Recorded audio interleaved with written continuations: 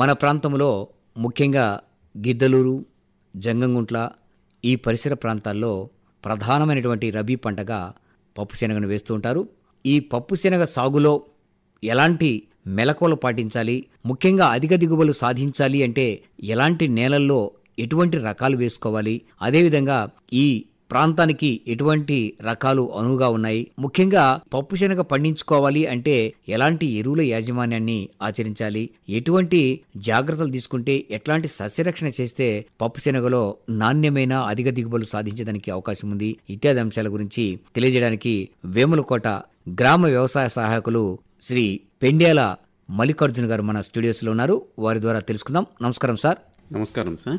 Sir, మరి రబీ పంటగా మన ప్రాంతంలో ముఖ్యంగా నల్లరేగడి భూముల్లో ప్రధానమైన పంటగా ఈ పప్పు శనగను సాగు చేస్తున్నారు. ఎందుకంటే ఈ పంటలో కూడా మద్దతు ధరలు ఎక్కువగా లభిస్తున్న నేపథ్యంలో చాలా మంది స్వల్పకాలంలో పండే ఈ పంటను ఎంపిక చేసుకుని రైతాంగం ఎక్కువ లాభాలు ఆర్జిస్తున్న పరిస్థితులు మనం చూస్తున్నాము. అయితే ఈ పప్పు శనగను వేసుకోవాలి అంటే ముందుగా నేలను ఏ విధంగా తయారు చేసుకోవాలి, ఎటువంటి నేలలు ఈ పంటకు అనుకూలంగా ఉంటాయి, ముఖ్యంగా ఎటువంటి రకాలు బెట్టను తట్టుకొని మంచి దిగుబడినిచ్చేదానికి అవకాశం ఉంది ఇత్యాది అంశాల గురించి రైతు సోదరులకు చక్కటి విషయాలు తెలియజేయండి సార్. నమస్కారం సార్. మన రాష్ట్రంలో వచ్చేసి ఈ శనగ పంటను ఎక్కువగా రబీ పంటగా సాగు చేస్తుంటారు సార్. ఆంధ్రప్రదేశ్లో అయితే దాదాపుగా 4 నుంచి 5 లక్షల హెక్టార్లు వచ్చేసి ఈ శనగ పంటను సాగు చేస్తుంటారు. శనగ ఉత్పాదకతలో మన ఆంధ్రప్రదేశ్ ముందంజంలో ఉండి అధిక దిగుబడులు సాధించే విధంగా ఎందుకు ఉంటుందంటే ఆధునిక రకాలు, కొత్త రకాలు మనకు రైతు సోదరులకు అందించడం, అదేవిధంగా వ్యవసాయ యాంత్రీకరణ కూడా మనకు ఇంతకుముందు ఏంటంటే రైతులు కోతలు కోసుకునే టైంలో కూలీల ఖర్చు ఎక్కువ ఉండేది. దానివల్ల ఇప్పుడు ఏంటంటే యాంత్రీకరణ, మిషన్ హార్వెస్టింగ్ అనేది కొత్తగా యాంత్రీకరణ పద్ధతులు మనం ఉపయోగిస్తున్నాం. దీనివల్ల ఖర్చు తక్కువగా ఉంటుంది కోతలు కోసే టైంలో, అదేవిధంగా దిగుబడి కూడా దానివల్ల నష్టాలు కూడా తక్కువగా ఉండి దిగుబడి కూడా పెరిగిపోతుంది, సులభమవుతుంది యాంత్రిక వ్యవసాయం ద్వారా. అదేవిధంగా ఏంటంటే ఈ శనగ పంట ఎక్కువగా మనం ఏంటంటే రబీ పంటలో వేసుకుంటున్నాం. ఎందుకంటే మనకు రబీ పంటలో వర్షాలు ఇవన్నీ ఏముండవు. ఇంకొకటి ఈ శనగ పంట యొక్క ప్రత్యేకత మంచు ఆధారిత పంట. మంచు పంట అంటారు ఎక్కువగా మన రైతులందరికీ మంచు పంట అంటుంటారు. ఎందుకంటే ఈ మంచు ఎక్కువగా ఉన్నప్పుడు ఏంటంటే ఈ శనగ పంట ఉండే దానిలో ఆక్సాలిక్ యాసిడ్, మాలిక్ యాసిడ్ అనే మాలిక్యూల్స్ ఉంటాయి. ఈ మాలిక్యూల్స్ వల్ల మనకి లేత ఆకులు, ఈ శనగ పంట మనం ఆకులు కానీ ఈ శనగ పంట పైన ఉండే బొట్టుగా మనం తిన్నప్పుడు కొంచెం పుల్లగా తగులుతుంటుంది, మనకి పులుపు ఎక్కువగా ఉంటుంది. ఈ పంట మనం తీసుకున్నప్పుడు ఏంటంటే మన రబీ పంటలో మనం యూజ్ చేసుకోవచ్చు. సరే, బాగుంది సార్. ఇప్పుడు ఖరీఫ్ పంటలో కొంతమంది పంటలు వేసుకుంటారు కదా, దీనికి కూడా పనికొస్తుందండి. కాకపోతే ఏంటంటే మన ఖరీఫ్లో మన కొర్ర లాంటి తక్కువ వ్యవధి కాల వ్యవధి రకాలు మనకు కొర్ర అయితే 60 నుంచి 70 రోజుల్లో వస్తుంటుందండి. ఈ కొర్ర పంటను వేసుకొని మన ఈ గ్యాప్లో ఎక్కువగా మన రబీ పంటను కూడా మన పత్తి, మిరప వేసుకోవడానికి మనకు అనుకూలంగా ఏముండదు. మనం ఎందుకంటే మనం పత్తి కోతలు కోసుకోవడానికి మనం డిసెంబర్, జనవరి వరకు ఉంటుంది. మిరప అయితే దాదాపు మార్చి, ఏప్రిల్ వరకు ఉంటుంది. సో మనం ఏంటంటే రబీ పంటను ఎక్కువగా మనం ఏంటంటే అక్టోబర్ 2వ వారం నుంచి, దాదాపు కొంతమంది రైతులు ఏంటంటే సెప్టెంబర్ మొదటి వారం నుంచి స్టార్ట్ చేస్తుంటారు, సెప్టెంబర్ చివరి వారం నుంచి స్టార్ట్ చేస్తుంటారు, మొదలు పెడుతుంటారు.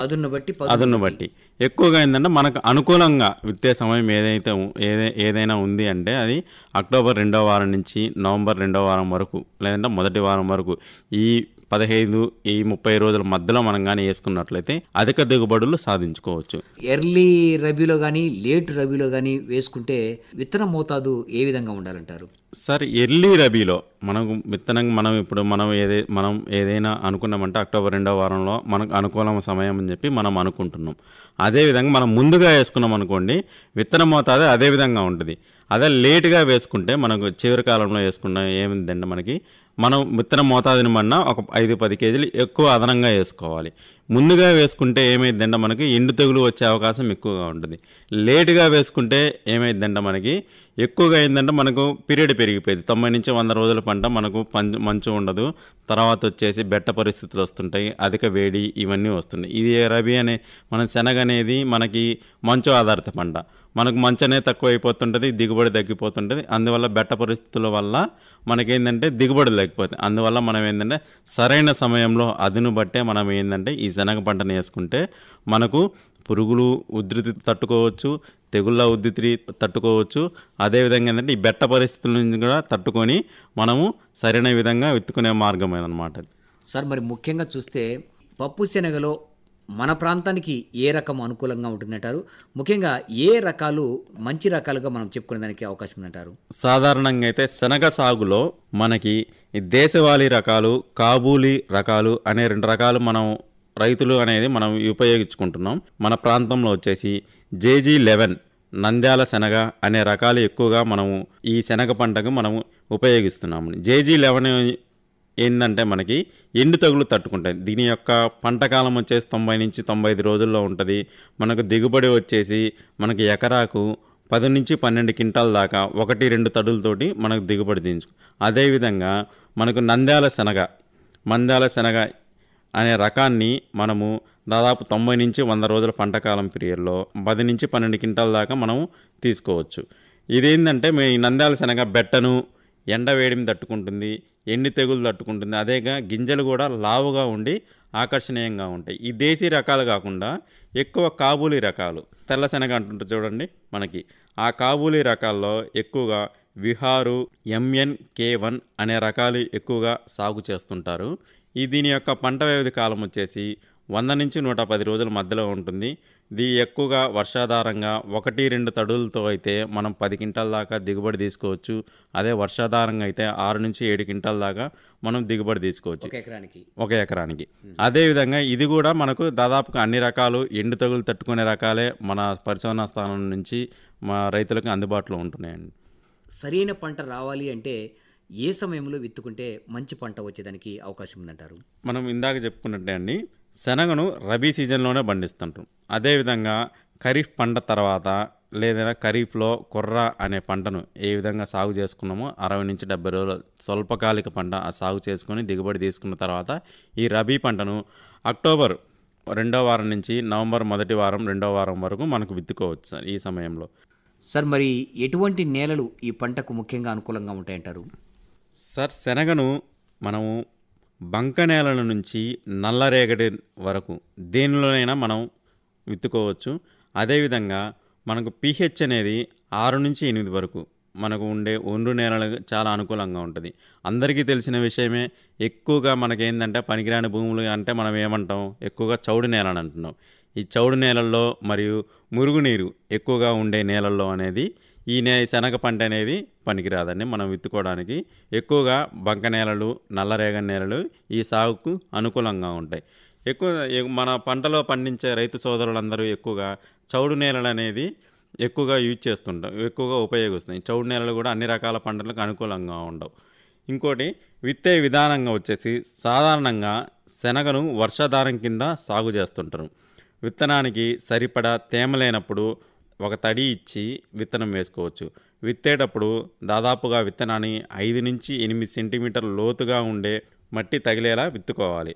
అదేవిధంగా వరుసల మధ్య 30 సెంటీమీటర్ల వరుసలో మొక్కల మధ్య 10 సెంటీమీటర్ల దూరం ఉండేట్లు మనం విత్తుకుంటే మనకు దిగుబడి సాధించుకోవచ్చు.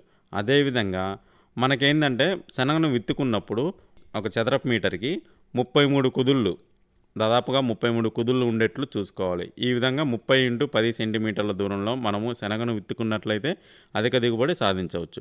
అదేవిధంగా నీటి వసతి ఉన్నప్పుడు సాధారణంగా మనం ఏంటంటే ఇది వర్షాధారం పంటగా మనం శనగను సాగు చేస్తూ ఉంటాం. మంచు ఆధారిత పంటగా మనము దీన్ని ఉపయోగిస్తుంటాము. నీటి వసతి మనకు ఇరిగేషన్ ఇవన్నీ ఉన్నప్పుడు, నీటి వసతి ఉన్నప్పుడు ఏంటంటే మనకు లావు గింజల రకాలు, కాబూలీ రకాలు ఎంచుకున్నట్లయితే మనకి వరుసల మధ్య దూరం 45 నుంచి 60 సెంటీమీటర్ల దూరం పాటించవచ్చు. ఇంకోటి ఏంటంటే మనము ఏ విధంగా ఎంత విత్తన మోతాదు వేసుకోవాలి అనేది ఏంటంటే శనగలో విత్తనాలు బరువును బట్టి ఎకరాకు మనకు ఈ విత్తన మోతాదు అనేది మారుతుంటుంది. ఇప్పుడు చూడండి మనకు విత్తన బరువు 100 గ్రాముల గింజల బరువు, 100 గింజల బరువు అంటుంటాం మనం. మధ్యస్థ లావు గింజలు ఉంటాయి. ఇది వచ్చేసి 100 గింజల బరువు 20 నుంచి 30 గ్రాముల వరకు ఉంటుంది. దీని యొక్క రకాలు వచ్చేసి మనకు JG11, నంద్యాల గ్రామ్ 49, నంద్యాల శనగ 1, నంద్యాల గ్రామ్ 452, నంద్యాల గ్రామ్ 857. ఇది గింజల బరువు వచ్చేసి మధ్యస్థ లావు గింజలు. దీని యొక్క ఏంటంటే మనకి 30 నుంచి 35 కిలోల వరకు ఎకరాకి మనం విత్తుకోవాలి. అదేవిధంగా లావు గింజలు ఉంటాయి, దాదాపు 35 నుంచి 40 గ్రాముల వరకు ఉంటుంది. ఇది వచ్చేసి విహారు NBEG 119 అనే రకాలు వచ్చేసి మనం సాగు చేసుకోవచ్చు. దీనికి విత్తన మోతాదు వచ్చేసి 45 నుంచి 50 కిలోలు ఎకరాకి మనము విత్తుకోవాల్సి వస్తుంది. అదేవిధంగా అధిక లావు గింజ రకాలు MNK1 అనే రకం వచ్చేసి ఎకరాకు వచ్చేసి 60 నుంచి 70 కిలోల వరకు మనకు విత్తుకోవాల్సి వస్తుందండి. తగిన మోతాదులో మనం కానీ విత్తుకున్నట్లయితే అధిక దిగుబడులు సాధించు. ఏ పంటకైనా కూడా చీడపీడలు అనేది ప్రధానంగా ఆశించి నష్టపరిచే అవకాశం లేకపోలేదు. ఈ చీడపీడలను అరికట్టుకోవాలంటే విత్తన శుద్ధిని ఏ విధంగా చేసుకోవాలంటారు? సస్యరక్షణ ఏ విధంగా చేస్తే చీడపీడలు రాకుండా ఉండడానికి అవకాశం ఉందంటారు? మనం రైతు సోదరులం అందరం కూడా తెగులు ముందే అరికట్టుకునే పద్ధతిలోనే ఉండాలి. ఎందుకంటే వచ్చిన తర్వాత మందులు కొట్టుకొని ఇవన్నీ చేసే బదులు అవి రాకుండా ముందు జాగ్రత్త చర్యలు తీసుకుంటే ఖర్చు తగ్గించుకోవడం, అదేవిధంగా దిగుబడి పెంచుకోవడం కూడా ఒక మార్గం. ముందుగా ఏంటంటే విత్తనాలు విత్తేటప్పుడే మనం విత్తన శుద్ధి అనేది మనం చేసుకుంటూ ఉండాలి. ఈ విత్తన శుద్ధి విత్తుకునే ముందే ప్రతి కిలో విత్తనానికి 10 గ్రాముల ట్రైకోడర్మా విరిడి పొడిని మరియు 3 గ్రాముల థైరామ్ లేదా క్యాప్టన్ లేదా 2.5 గ్రాముల కార్బనిజంతో విత్తన శుద్ధి చేయడం వల్ల విత్తనం ద్వారా మరియు నేల ద్వారా వ్యాపించే రోగాలు అనేది మనం చాలా వరకు అరికట్టుకోవచ్చు. శనగ పంట ఏంటంటే ఈ ఎండు తెగులు అనేది ఎక్కువగా వస్తుంటుంది. ఇది భూమిలో 6 సంవత్సరాల వరకు అట్లానే ఉంటుంది. మన పంట మార్పిడి చేసినా కూడా ఇది ఒక్కొక్క రకం ఒక్కోసారి మనకు వస్తుంటుంది. ఏంటంటే ఈ విత్తన శుద్ధి మనం చేసుకోవడం వల్ల మొదట ఎక్కువగా శిలీంద్రనాశిని తర్వాత ట్రైకోడర్మాను వాడి విత్తన శుద్ధి చేయాలి. శనగను మొదటిసారి పొలంలో సాగు చేసినప్పుడు ఏమైందంటే మనకి రైజోబియం కల్చర్ను విత్తనానికి పట్టించాలి. 200 గ్రాముల రైజోబియం మిశ్రమాన్ని 300 ml నీరు మరియు 10% బెల్లం ద్రావణంతో కలిపి విత్తనంతో మనం ఏంటంటే బాగా కలిపి నీడలో ఆరబెట్టి విత్తుకోవాలి. మొదట శిలీంద్రనాశినితో శుద్ధి చేసి ఆరబెట్టిన తర్వాత రైజోబియంను విత్తనాలకు పట్టించి మనము ఈ విత్తనాలను భూమిలో వేసినట్లయితే మనకు నేల ద్వారా సంక్రమించే ఏదైతే వ్యాధులు తెగుళ్ళు ఉంటాయో అవి మనం కొంతవరకు మనం అరికట్టుకోవచ్చు. అదేవిధంగా ఏంటంటే మనం విత్తిన తర్వాత సాధారణంగా మొక్కలకి బలంగా ఉండాలి. ఈ ఎరువుల యాజమాన్యాన్ని నేల స్వభావాన్ని బట్టి, నేలలో లభించే పోషక మోతాదుని బట్టి ఎరువులు వాడుకోవాలి. సాధారణంగా అయితే ఎక్కువగా మనము భూసార పరీక్షలు బట్టి మనం నేలకి ఎంత మోతాదు ఎరువులు వాడాలి అనేది రైతు సోదరులు మనం వాడుతూ ఉండాలండి. ఎరువులు ఏ విధంగా వేసుకోవాలనేది. అదేవిధంగా ఏంటంటే హెక్టార్కి వచ్చే శనగకు 20 కిలోల నత్రజని, 50 కిలోల భాస్వరాన్ని ఇచ్చే ఎరువులు వేయాలి. నేలలో భాస్వరం నిలబడి ఎక్కువగా ఉన్నప్పుడు ఏంటంటే మనం ఎక్కువగా భాస్వరం వేయాల్సిన పని లేదు. అన్ని ఎరువులు ఆఖరి దిక్కులోనే మనం వేసుకుంటూ ఉండాలి. ఎకరాకు వచ్చేసి 18 కిలోల యూరియా మరియు 125 కిలోల సింగిల్ సూపర్ ఫాస్ఫేట్ ఈ శనగ పంటకు అందించినట్లయితే మనకు భూమిలో ఉండే పోషకాలు అన్నీ కూడా మొక్కకు అధిక దిగుబడులు సాధించవచ్చు. 20 కిలోల జింక్ సల్ఫేట్ను కూడా మనం వేసుకోవాలి. ఈ 125 కిలోల సింగిల్ సూపర్ ఫాస్ఫేట్ ఏమని చెప్పాం కదా ఇందాక, మనం ఎందుకు వేసేయాలంటే అందులో ఉన్న ఫాస్ఫరస్తో పాటు సల్ఫర్ కూడా మనకు వచ్చేసి మనకు అందుతుంది. అందువల్ల ఏంటంటే మనకు ఈ SSPని వాడుకోమంటాం ఇవన్నీ. అదేవిధంగా మనం విత్తనం వేసిన తర్వాత ఎరువుల యాజమాన్యం అన్నీ పాటిస్తాం. ఇవన్నీ కలుపు యాజమాన్యాలు ఏ విధంగా చేసుకోవాలి, విత్తనం వేసిన కలుపు మొలుస్తుంటుంది. దానివల్ల ఏంటంటే మనకు రైతు సోదరులు ఏంటంటే కలుపు బెడద, దీనివల్ల ఏంటంటే పంట దిగుబడిని ప్రభావితం చేస్తుంటాయి. విత్తిన 24 గంటల లోపు ఏంటంటే మనకి పెండిమిథాలిన్ అనే మందును 1 నుంచి 1.2 లీటర్ చొప్పున పిచికారీ చేస్తే కలుపును పంట తొలి దశలో సమర్థవంతంగా నివారించుకోవచ్చు.